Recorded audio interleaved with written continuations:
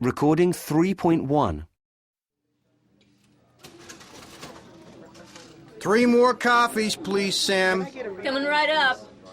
Did you hear what happened at the parking lot near here yesterday? No, what? Apparently, a woman had been shopping, and when she went back to the parking lot, she saw 4 men in her car.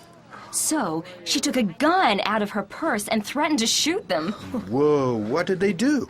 Well, they got out of the car and just ran away. But then, get this, when the woman got into the car, she realized it wasn't hers. Her car looked identical, but it was parked nearby. So what happened next?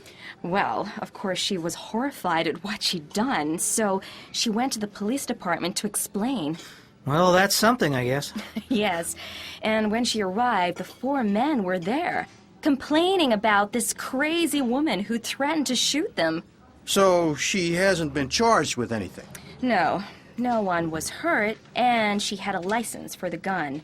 But if the woman had shot the men, she'd have been in serious trouble. That's ridiculous. If the men hadn't run away, she could have killed them. Yes, but no one was hurt. That's really not the point. The point is, there are just too many people carrying guns these days. Here you go. Thanks, Sam. You're welcome. That reminds me, a guy in our street was arrested recently for shooting the tires of a car which was parked outside his house just because the alarm kept going off at night. He was charged with vandalism, lost his gun license, and had to pay a fine. I have to say, I wouldn't have been too happy if the alarm had woken me up. Those car alarms drive you crazy going off night after night. Sure, but you wouldn't have shot the tires. Of course not, no. If it had been me, I might have left a note on the car or something. What would the owner of the car have done if he'd seen him? I mean, the guy with the gun was seriously angry. Yeah, well, we'll never know.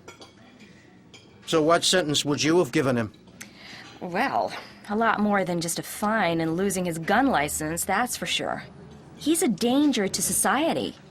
I mean, I think we've got to do something about all this violence.